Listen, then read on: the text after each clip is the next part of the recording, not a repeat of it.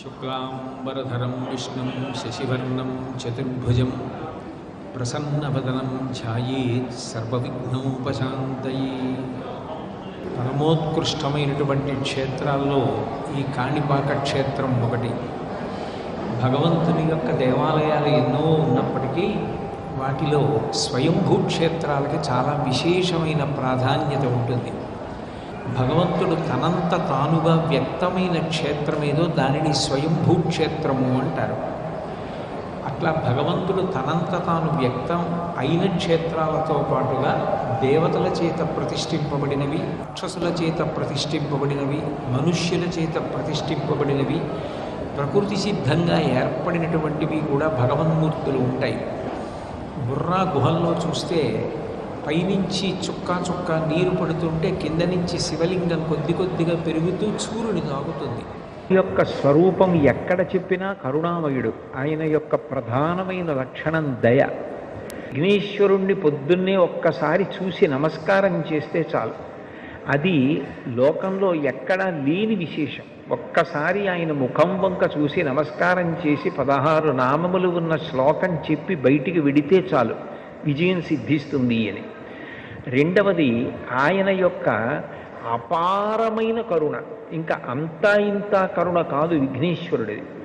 ఆయన క్షమించినంత తొందరగా ఎవ్వరూ క్షమించరు. మీరు చూడండి, అందరికన్నా ఎక్కువగా మరిచిపోయే లక్షణం ఎవరికి ఉంటుంది అంటే పిల్లల యందు ఉంటుంది. మీరు పిల్లలు అనేటప్పటికీ ఒక విషయం జ్ఞాపకానికి తెచ్చుకోవచ్చు. పెద్దవాళ్ళు ఏదైనా తింటున్నారనుకోండి, ఎవరో పెద్దలు వచ్చారు ఇంటికి, ఇంట్లో భోజనమో ఫలహారమో చేస్తున్న పెద్ద ఆయన ఆ పళ్ళెం పట్టుకునో లేకపోతే చేతిలో ఏ ఉండ్రాయో కుడుమో పట్టుకుని తింటూ వీధిలోకి వెళ్ళి స్వాగతం పలకడం, ఆ పళ్ళెం లోపల పెట్టి తాను పెడతాడు. విఘ్నేశ్వరుడు ఒక్కడు మాత్రం చేతిలో కుడుము పట్టుకుని తిరుగుతూ ఉంటాడు. అంటే పిల్లవాడి లక్షణం. పిల్లవాడు చూడండి, తాతగారు ఎవరో పెద్దవాళ్లతో మాట్లాడుతుంటే వచ్చి తాతగారు తాతగారు అని విసిగిస్తాడు. తాతగారు కాసేపు పక్కకి పో అని విసుక్కుంటే కోపం వచ్చి పక్కకి వెళ్ళిపోయి తాతగారు నన్ను దెబ్బలాడారని మనసులో పెట్టుకుని బాధపడతాడు, ఏడుస్తాడు. వాళ్ళు వెళ్ళిపోగానే తాతగారు పిలిచి ఎవరే ఇదిగో ఈ పండు తిను అంటే మళ్ళీ పరిగెత్తుకుంటూ వచ్చేసి తాత తాత తాత అంటూ ఒళ్ళోకి ఎక్కి కూర్చుని తాతతో కబుర్లు చెప్తాడు. అంటే ఆయన మనసుకి కలిగినటువంటి కష్టాన్ని చాలా తొందరగా ఒక బాలుడు ఎలా మరిచిపోతాడో అలా మరిచిపోయి క్షమించగలిగినటువంటి గుణం, అనుగ్రహించగలిగిన గుణం విఘ్నేశ్వరుని యందు ఉంది. అందుకని ఆయన బాలరూపంతో ఎప్పుడు చేతిలో కుడుము పట్టుకుని తిరుగుతుంటాడు. అది కారణం. బాలగణపతి అని ఎప్పటికీ ఆయన పరమశివుని యొక్క పెద్ద కుమారుడు. తమిళ దేశంలో పిళ్ళయార్ పిళ్ళయార్ అంటుంటారు. అంటే పెద్ద కొడుకు పెద్ద కొడుకు. ఎప్పటికీ అలా పెద్ద కొడుకు ఒక పిల్లవాడిగా ఉండిపోవడానికి కారణం ఏమిటంటే ఆయన యొక్క క్షమాగుణం. ఇది రెండవ లక్షణం.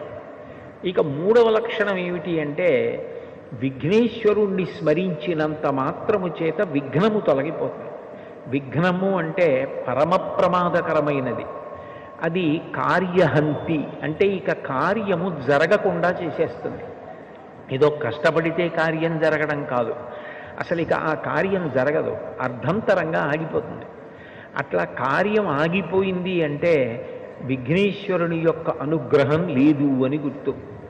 అందుచేత విఘ్నమును తొలగించి కార్యము జరిగేటట్లు చెయ్యగలిగిన వాడెవరు అంటే విఘ్నేశ్వరుడు. విచిత్రమైన విషయం ఏమిటంటే ఇంత గొప్ప అనుగ్రహం ఇవ్వగలిగినటువంటి విఘ్నేశ్వరుడు కేవలముగా తనకేదో పెద్ద ఉపకారం చేస్తే, చాలా గొప్ప పూజ చేస్తే అనుగ్రహించడం కాదు, పరమ తేలికగా అనుగ్రహిస్తాడు. ఎంత తేలికగా అనుగ్రహిస్తాడు అంటే 4 గరికపోచలు తీసుకొచ్చి ఆయన పాదముల మీద సమర్పించినంత మాత్రం చేత ఆయన ప్రసన్నుడైపోతాడు. అందుకే ఎక్కడా లేని రీతిలో ఈ గరికతోటి విఘ్నేశ్వరుడికి పూజ, అంటే ఆయన యొక్క సౌలభ్యాన్ని ఆ పూజ తెలియచేస్తుంది. అటువంటి విఘ్నేశ్వరుడి పూజ మీరు గమనిస్తే మీకు ఒక విచిత్రం కనపడుతుంది. శ్రీరామ నవమి ఉందనుకోండి, చైత్రమాసంలో శుక్లపక్షంలో వచ్చే నవమి శ్రీరామ నవమి. కృష్ణాష్టమి ఉందనుకోండి, శ్రావణ మాసంలో కృష్ణపక్షంలో అష్టమి నాడు వచ్చేటటువంటిది కృష్ణాష్టమి. మాస శివరాత్రి ఉందనుకోండి, ప్రతీ నెల కృష్ణపక్షంలో వచ్చే చతుర్దశి మాస శివరాత్రి. శుక్లపక్షంలోనైనా వస్తుంది, కృష్ణపక్షంలోనైనా వస్తుంది. పౌర్ణమి అమ్మవారికి అత్యంత పూజకి యోగ్యమైనటువంటి తిథి. అది నెలలో ఒక్కమారు వస్తుంది. కానీ విఘ్నేశ్వరుడికి సంబంధించినటువంటి పూజ శుక్లపక్షంలోనూ కృష్ణపక్షంలోనూ 2 సార్లు వస్తుంది.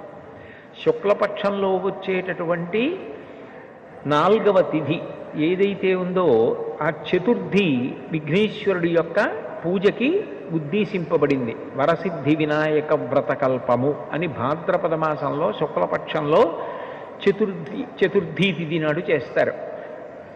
మళ్ళీ సంకటహర చతుర్థి అని కృష్ణపక్షంలో వచ్చేటటువంటి చతుర్థి అంటే 4వ తిథి నాడు చేస్తారు. విచిత్రం ఏమిటంటే శుక్లపక్షంలో వచ్చే 4వ తిథి నాడు విఘ్నేశ్వరుడికి వ్రతం, కృష్ణపక్షంలో వచ్చేటటువంటి 4వ తిథి నాడు కూడా విఘ్నేశ్వరుడికి వ్రతం. ఈ 2 కూడా విఘ్నేశ్వర సంబంధమైన వ్రతాలే. ఇంకా విచిత్రమైన విషయం ఏమిటంటే ఈ 2 వ్రతాలని నిర్ణయించినటువంటి వాడు కూడా విఘ్నేశ్వరుడే. ఇవి ఇట్లా జరగాలి, ఈ కల్పం ఇట్లా ఉండాలి, ఇటువంటి కథ చెప్పుకోవాలి అని దానికి నిర్ణయం చేసినటువంటి వాడు కూడా విఘ్నేశ్వరుడే. నిజానికి సంకటం అనేటటువంటి మాట ఊహ చెయ్యడానికే పరమ భయంకరమైనది. జీవితంలో ఏ కారణం చేత కూడా రాకూడని కష్టం ఏది అంటే సంకటం. సంకటము అన్న మాటకు అర్థం ఏమిటంటే ఇరుకైన దాని యందు చిక్కుకొని పోవుట. మీకు బాగా అర్థమయ్యేటట్టు చెప్పాలి అంటే ఎవరో ఒక వ్యక్తి నడుస్తుండగా ఆయన నడుస్తున్న చోట ఉన్నటువంటి రాయి అపభ్రంశమై ఆయన పడిపోయాడు. ఆ పడిపోయినప్పుడు ఏమైపోయింది అంటే 2 పెద్ద పెద్ద బండరాళ్ల మధ్యలోకి దిగిపోయాడు. ఇప్పుడు ఆయన బండరాళ్ళు తొలగించలేడు, ఆయన పైకి రాలేడు. ఎవరైనా పట్టుకుని పైకి లాగుదామన్నా జారిపోవడం అయితే జారిపోయాడు, కానీ ఆయన ఆ ఇరుకులోంచి పైకి రాలేడు. బలవంతంగా లాగే ప్రయత్నం చేశారనుకోండి ముక్క ఊడిపోతాడంతే తప్ప ఆయన్ని పైకి లాగలేరు. ఇప్పుడు ఆయన 2 బండరాళ్ల మధ్యలో ఇరుక్కుపోయి పైకి రాలేక ఆ ఇరుకులో ఉండిపోతే ఆయన ఎంత భయాన్ని పొందేస్తాడో.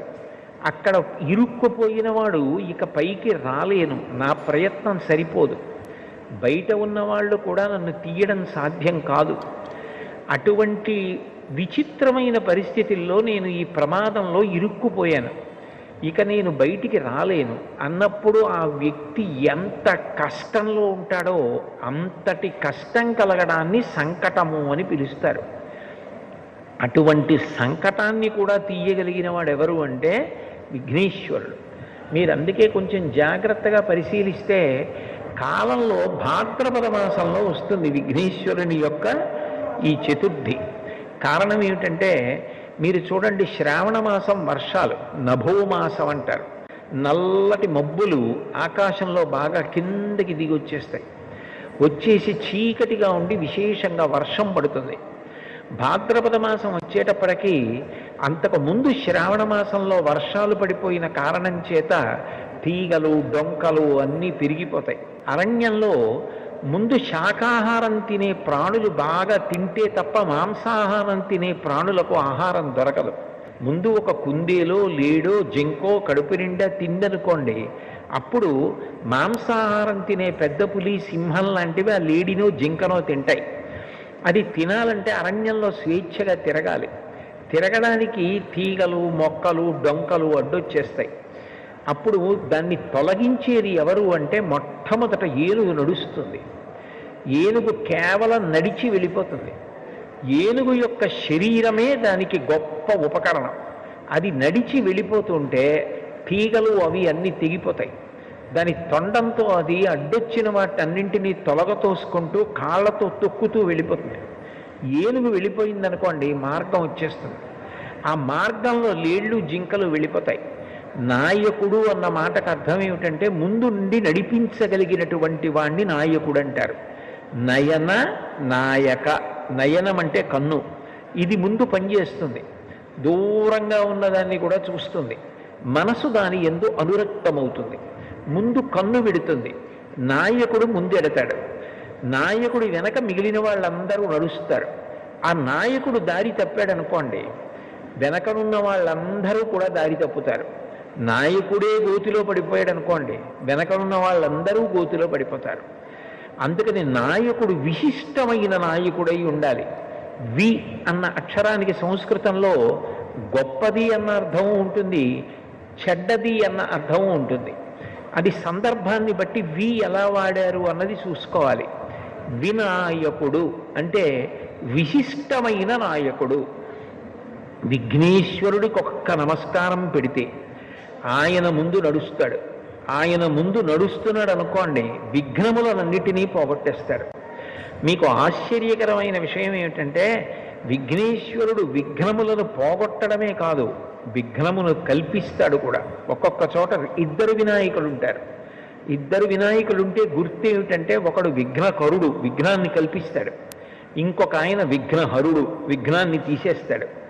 విఘ్నం ఎందుకు కల్పిస్తాడు అంటే, ఒకడు అత్యంత ప్రమాదకరమైన పని ఏదో చేయబోతున్నాడు అనుకోండి, వాడు సమాజానికి అంతటికీ కూడా ప్రమాదము జరిగేటటువంటి పని సమాజం మీద అక్కసుతో చేయడానికి సిద్ధపడుతున్నాడు. వాడు చేద్దామనుకున్న పని జరగకుండా విఘ్నేశ్వరుడు అడ్డొచ్చి సమాజాన్ని కాపాడతాడు. అప్పుడు ఆయన విఘ్నకరుడు. అంటే చెడు చేసే వాళ్ళకి విఘ్నం కల్పించి చెడు జరగకుండా చేసి సమాజాన్ని కాపాడతాడు. మంచి చేసే వాళ్ళకి విఘ్నం అడ్డు రాకుండా చూసి విఘ్నాన్ని తొలగించి కాపాడతాడు. అందుకని విఘ్నకరుడు, విఘ్నహరుడు అని ఇద్దరు వినాయకులు ఒకే దేవాలయంలో కనపడితే అది గుర్తు. అటువంటి విఘ్నేశ్వరుడు సంకటహర వినాయకుడు. అంటే ఆయన సంకటంలో పడిపోయి జీవితంలో ఇక పైకి రాలేకపోయినటువంటి అత్యంత ఇరుకైన ప్రదేశంలో చిక్కుకుపోయిన వాణ్ణి కూడా, అంత కష్టంలో పడిపోయిన వాణ్ణి కూడా పైకెత్తుతాడు. నిజంగా చెప్పాలి అంటే జీవితంలో సంకటహర చతుర్థి అనేటటువంటిది చేసుకుని తీరాలి. సంకటహర చతుర్థి వ్రతం ఒక్కసారైనా చెయ్యాలి. నేనైతే ఏం చెప్తానంటే, వ్యక్తిగతంగా సాధ్యమైనంత వరకు సంకటహర చతుర్థి వ్రతాన్ని ప్రతివారు సంవత్సరంలో ఒకసారైనా చేసుకోవడం అలవాటు చేసుకోవాలి. నేను ఎందుకు ఈ మాట అంటున్నానంటే, వేదవ్యాసుడు దేవీ భాగవతం చేస్తూ ఒక మాట అంటాడు, కాలో హి బలవాన్ కర్త సతతం సుఖదుఃఖయోహో నరాణం పరతంత్రాణం పుణ్య పాపానుయోగత. భగవంతుడు మనకొక సుఖాన్ని ఇస్తే మన పుణ్యాన్ని అడ్డుపెట్టిస్తాడు. మనకి దుఃఖాన్ని ఇస్తే మనం చేసిన పాపాన్ని అడ్డుపెట్టిస్తాడు. నేను చేసిన పుణ్యమేదో నాకేం తెలుసు, నేను చేసిన పాపమేదో నాకేం తెలుసు, అనుభవంలోకి వచ్చేశాక తెలుస్తుంది. అది అనుభవంలోకి వచ్చేసి సంకటం ఏర్పడిపోయిన తరువాత పరుగులు తీసే కన్నా అటువంటి సంకట స్థితి రాకుండా ముందే సంకటహర చతుర్థి వ్రతాన్ని చేసుకున్నారనుకోండి, శాస్త్రం మీద నమ్మకం ఉండడమే శ్రద్ధ అని పిలువబడుతుంది. దాని వలన వచ్చే ఇబ్బంది ఏముంది? పెద్దలు చెప్పారు, శాస్త్రాలు చెప్పాయి, పురాణాలు చెప్పాయి, ఆ సంకటహర చతుర్థి వ్రతం చేసుకుంటున్నాం. ఈ సంకటహర చతుర్థి వ్రతం అనేటటువంటిది పరమ ప్రఖ్యాతి వహించింది. మనకి సంకటం కలగకుండా ఉండడం కోసం తాను సంకటమునందు కృష్ణ పరమాత్మ ఇరుక్కుని చతుర్థి వ్రతాన్ని చేసి, ఆ వ్రతం చేసిన కారణం చేత సంకటం నుంచి ఎలా పైకి రావచ్చో లోకానికి నిరూపించాడు. విశేషం ఏమిటంటే, ఇందులో మేనమామ మేనల్లుడి యొక్క పాత్ర గొప్పది. మేనమామ కృష్ణ పరమాత్మ. ఎందుకనంటే పార్వతీదేవి యొక్క సోదరుడు కదూ నారాయణ నారాయణి. నారాయణుని చెల్లెలు నారాయణి పార్వతీదేవి. పార్వతీదేవి పెద్ద కుమారుడు విఘ్నేశ్వరుడు. కాబట్టి మేనమామ ఎవరు? నారాయణ కృష్ణ పరమాత్మ. పరిపూర్ణావతారం. పరిపూర్ణావతారం అంటే అన్ని అవతారముల తేజస్సు ఆయనలోకి వెళ్ళిపోతుంది. అంతటి పరిపూర్ణావతారమైన కృష్ణావతారం సంకట స్థితిలో పడినటువంటి స్థితి నుండి బయటికి వచ్చినటువంటి విధానమేదో అదే సంకటహర చతుర్థి. అయితే విశేషం ఏమిటంటే, సంకటహర చతుర్థి కానీ, శుక్లపక్షంలో భాద్రపద మాసం వరసిద్ధి వినాయక వ్రతం కానీ విఘ్నేశ్వరుడే ప్రవేశపెట్టి ఉండడం. నిజానికి పరాశర మహర్షి కృతమైనటువంటి విష్ణు పురాణంలో ఉన్న ఒక శ్లోకాన్ని చదువుకున్నా చాలు అని విఘ్నేశ్వరుడు ఆనతి ఇచ్చాడు. కారణం ఏమిటంటే, నిజానికి శమంతకోపాఖ్యానం అనేటటువంటి కథ జ్ఞాపకం పెట్టుకోవడం చాలా చాలా కష్టమైనటువంటి కథ. అది మీరు ఒకసారి విన్నారనుకోండి, మీకు బాగా జ్ఞాపకం ఉండిపోయిందనుకోండి, చాలా సంతోషకరమైన విషయం.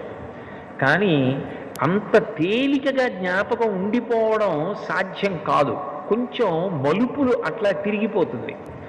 అందుకని విఘ్నేశ్వరుడు ఎంత దయామయుడంటే, మీరు ఈ కథంతా యథాతథంగా చెప్పుకోలేకపోతే ఒక్క శ్లోకాన్ని చదవండి చాలు, మీరు శమంతకోపాఖ్యానం చెప్పుకున్నట్లుగా నేను అనుగ్రహిస్తాను అన్నాడు. ఇప్పుడు నేను ఆ శమంతకోపాఖ్యానము వలన ఈ భాద్రపద శుక్లపక్షంలో వచ్చే చతుర్థి వ్రతం ఎలా వచ్చింది, కృష్ణపక్షంలో వచ్చేటటువంటి చతుర్థి సంకటహర చతుర్థి ఎలా వచ్చింది అన్న విషయాల గురించి మాట్లాడడానికి ప్రయత్నం చేస్తాను. పూర్వం యదువంశంలో నిఘ్నుడు అని ఒక మహారాజు గారు ఉండేవారు. ఆయనకి 2 కుమారులు, సత్రాజిత్తు, ప్రసేనుడు. ఆ సత్రాజిత్తు సూర్య భగవానుణ్ణి ఆరాధన చేశాడు. ఆరాధన చేసినప్పుడు సూర్య భగవానుడు ప్రత్యక్షమయ్యాడు. ప్రత్యక్షంగా కంటికి కనపడేటటువంటి పరబ్రహ్మస్వరూపం సూర్య భగవానుడు. సృష్టికర్త, స్థితికర్త, ప్రళయకర్త ముగ్గురు కలిసిపోయి ఒక వెలుగుల ముద్ద అయిపోయి కనపడితే ఈ కంటితో చూడడానికి వీలైనటువంటి పరబ్రహ్మస్వరూపం సూర్య భగవానుడు.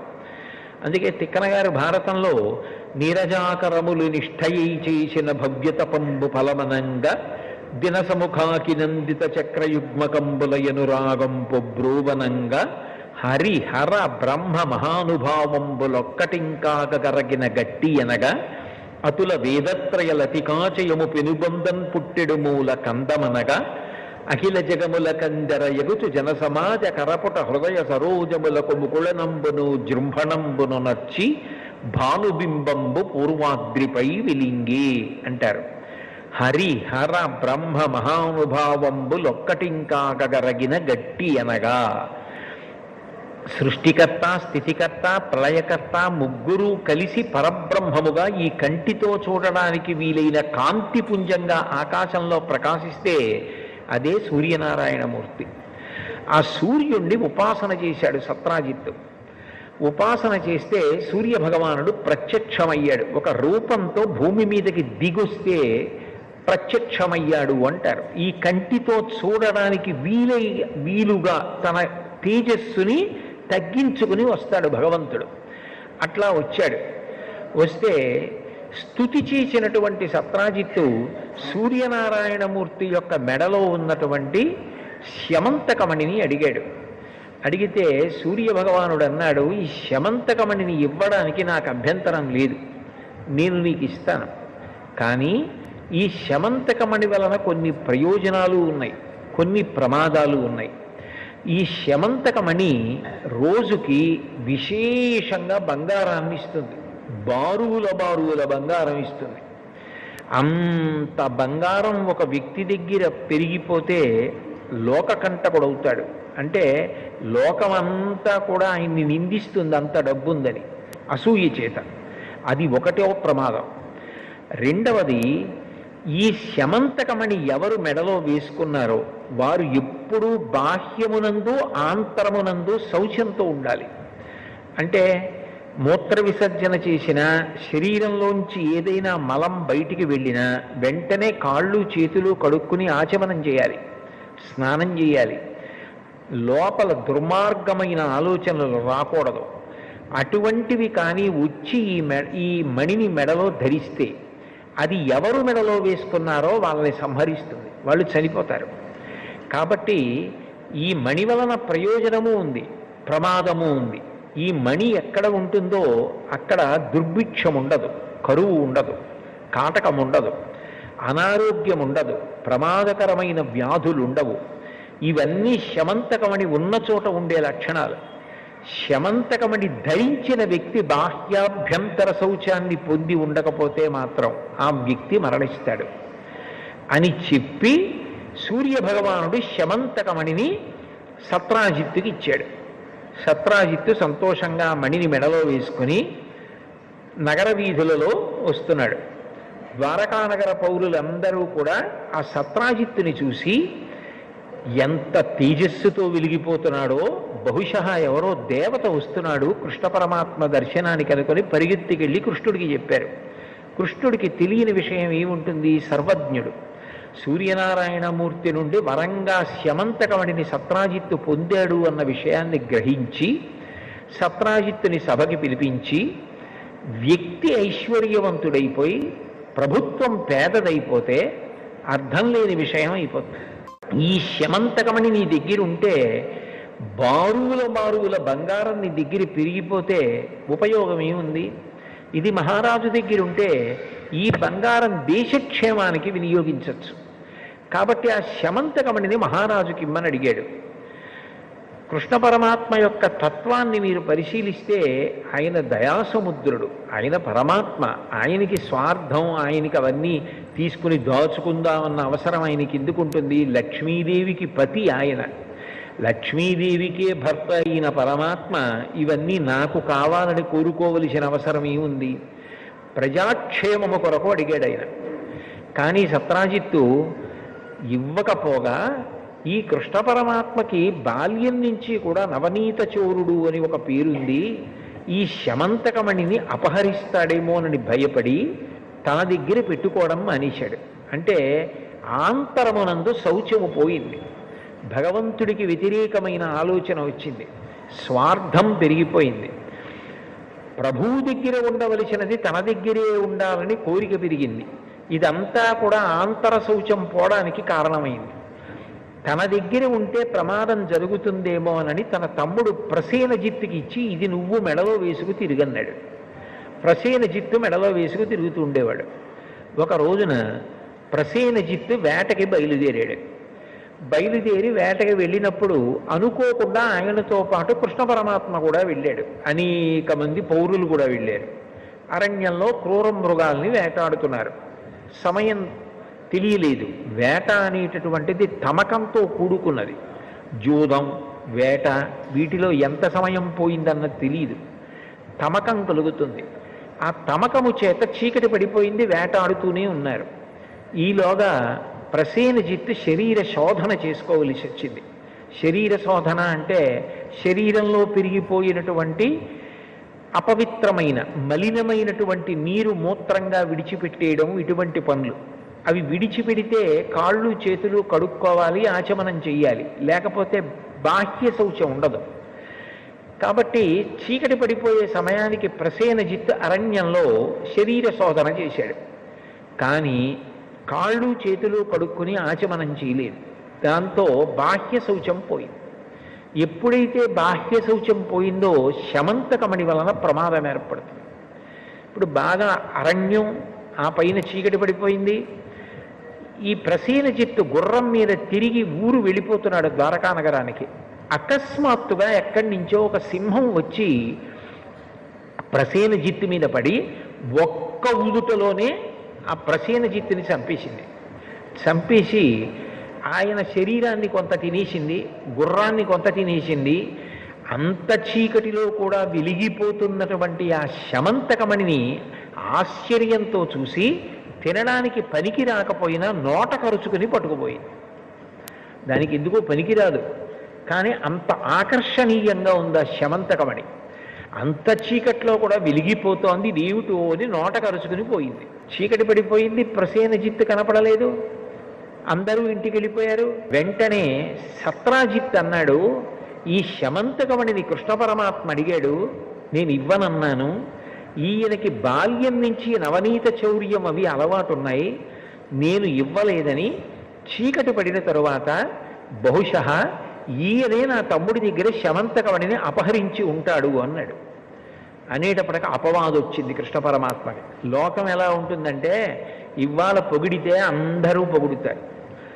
ఎవడో ఏదో ఆధారం లేకుండా ఓ మాట అన్నాడు అనుకోండి, పూర్వాపరాలు విచారించకుండా అందరూ రాళ్ళు విసురుతారు. అది లోకానికి ఉండేటటువంటి లక్షణం. అందరూ కృష్ణ పరమాత్మ దొంగ దొంగ ప్రసేనజిత్తు దగ్గర శమంతకమణిని అపహరించాడన్నారు. ఆయన వచ్చిన అపనింద పోగొట్టుకోవడానికి మరునాడు అరణ్యంలోకి వెళ్ళాడు. వెళ్ళి వెతికితే ఒక చోట ప్రసేనజిత్తు యొక్క కళేబరం శవం కనపడింది. అప్పటికే దాన్ని కొంత భాగం సింహం తినేసింది, గుర్రాన్ని తినేసింది. శమంతకమణి కనపడలేదు. ఆయన అన్నాడు, నాకే పాపం తెలీదు, మీరు చూశారు కదా, నేను చంపితే శమంతకమణి కోసం సగం తినేసి ఉండవు కదా ఈ శరీరాలు, సగం తినేసి ఉన్నాయంటే ఇతన్ని క్రూర మృగం చంపింది అన్నాడు. అంటే అక్కడున్న ప్రజలు అన్నారు, నిజమే, ఈయన్ని ఏదో క్రూర మృగం తింది, గుర్రాన్ని క్రూర మృగం తింది. మరి నిజంగా క్రూర మృగమే తింటే శమంతకమణిని తిందగా, అది ఉండాలిగా. అది లేదంటే దాని అర్థం కృష్ణుడు రాత్రి ప్రసేనజిత్తుని చంపేసి శమంతకమణిని పట్టుకుపోయాడు. ఆ చనిపోయిన ప్రసేనజిత్తు కింద పడిపోయాడు, ఆ గుర్రం పడిపోయింది. వాటిని క్రూర మృగాలు తిన్నాయి, మణిని మాత్రం కృష్ణుడే అపహరించాడన్నారు. తనేదో వచ్చిన అపనింద పోగొట్టుకోవడానికి ప్రయత్నం చేస్తే అపనింద మరీ పెరిగిపోయింది. నేను మొట్టమొదటే మీకు ఉపమానంలో చెప్పానే, రాళ్ల మధ్యలో ఇరుక్కుపోయిన వ్యక్తి బయటికి రావడానికి ప్రయత్నం చేస్తే ఇంకా ఇంకా దిగబడిపోయినట్టుగా, ఊబిలో దిగబడిపోతున్న వ్యక్తిలా ఇంకా దిగబడిపోయాడు. కాదు, నా మీద వచ్చిన అపవాదు పోగొట్టుకోవాలని ఆయన మరింత ప్రయత్నం చేద్దామని అక్కడ ఏ అడుగుజాడలున్నాయి చూశాడు. సింహం యొక్క అడుగుజాడలు కనపడ్డాయి. కాబట్టి సింహం చంపింది ప్రసేనజిత్తుని. మరి శమంతకమణిని కూడా సింహమే తీసుకుని పోయి ఉంటుందని అడుగుజాడలు బట్టి సింహం ఎటిళ్ళిందో అటు వెళ్ళాడు. కొంతసేపు అయిన తర్వాత ఒక భల్లూకం యొక్క అడుగుజాడలు కనపడ్డాయి. సింహము భల్లూకము పెనుగులాడినట్టుగా అర్థమైంది. ఈ రోజులలో నేర పరిశోధన ఎలా చేస్తారో ఆ రోజుల్లో కృష్ణ పరమాత్మ అంత కష్టపడ్డాడు తను నిర్దోషిని నిరూపించుకోవడానికి. అక్కడ భల్లూకపు అడుగుజాడలు కనపడ్డాయి.